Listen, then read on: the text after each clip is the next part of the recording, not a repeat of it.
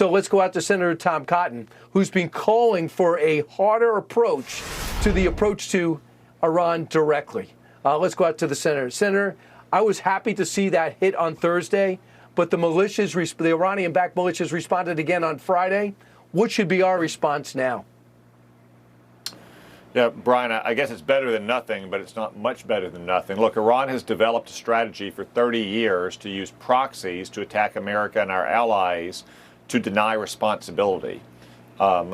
When they've attacked us now close to a couple dozen times, and all we've done is struck their proxies' warehouses, unoccupied warehouses at that, all we do is validate Iran's strategy. What we need to do is send a clear and forceful message, whether it's striking their Revolutionary Guard Corps officials in Syria or in Iraq, or striking directly at Iranian facilities and sites in Iran, to make it clear that we will not tolerate attacks on Americans throughout the region by Iranian proxies. We will not allow them to hide behind their own cat's paw. That's exactly what Donald Trump did in January of 2020 when he killed their terror mastermind, Qasem Soleimani, in Iraq. If we don't do something like that, as we saw yesterday, these attacks are going to continue until Americans are killed. But instead, we get statements from the White House that says this is not related to Israel. We're not looking for a confrontation with Iran. We're not looking for a confrontation with China. Both are true. But guess what? They're the provocative ones.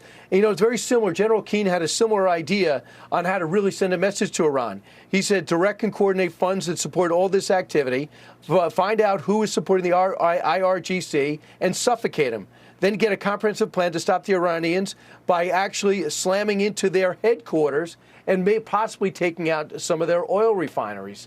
I mean, would that be something they would understand? It's going to take something like that, I'm afraid, Brian, to make Iran pull in its horns. It's exactly, for instance, what Ronald Reagan did in Libya in 1986 after Libyan-backed terrorists blew up a nightclub in Berlin that American GIs frequented. It's exactly what Ronald Reagan did in 1988 in the tanker wars when he warned Iran not to mine the Persian Gulf. They did. It hit a U.S. Navy vessel. We sank half of Iran's Navy. The president is so scared of his own shadow when it comes to escalation, as we've seen in Ukraine and we're now seeing in the Middle East. All it does is invite more escalation. What's called for here is escalation dominance. I frankly think that Sean Connery's character from The Untouchables, Jimmy Malone, understood how to survive in the Middle East better than Joe Biden does when he told Kevin Costner's character, Elliot Ness, they send one of ours to the hospital, we send one of theirs to the morgue. That's what it takes to survive in the Middle East. And that's how you avoid a major war, by showing strength that you're willing to fight it. Our military presence, 13,000 in Kuwait, Qatar 8 to 10,000, Bahrain 7,000, Jordan over 3,000, Saudi Arabia 2,700, in Iraq 2,500, Iran and Syria 900. We're vulnerable there, and we owe it to the men and women who signed up to fight to do everything we can to keep them safe. They know it's going to be tough in a war zone. It doesn't have to be extra tough.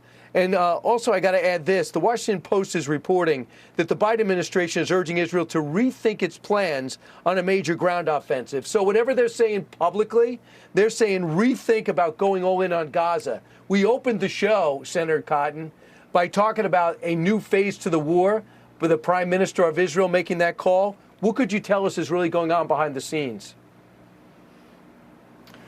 Well, unfortunately, Brian, I think you got that right. President Biden has been somewhat maximalist on his rhetoric, but the administration continues behind the scenes to sound notes of caution and restraint and proportionality. Even publicly, they sound those notes, and they frequently lecture and patronize the government of Israel about minimizing civilian casualties.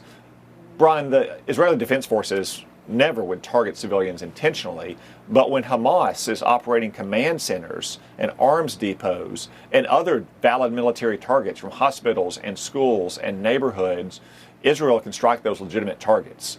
The American people wouldn't have stood for someone else calling for restraint and caution in September of 2001. They certainly wouldn't have allowed us to provide aid to Afghans while the Taliban still govern there. And Brian, we didn't sound those notes in Dresden and Tokyo in the spring of 1945. We shouldn't expect the government of Israel to take any such actions after the worst massacre of Jews since the Holocaust. We should back them to the hilt publicly Right. and privately. Senator, I wish you'd get into the White House, tell them you'd like to talk to them and express that, and tell them you'd have their back if they did so. Senator Tom Cotton, thanks so much.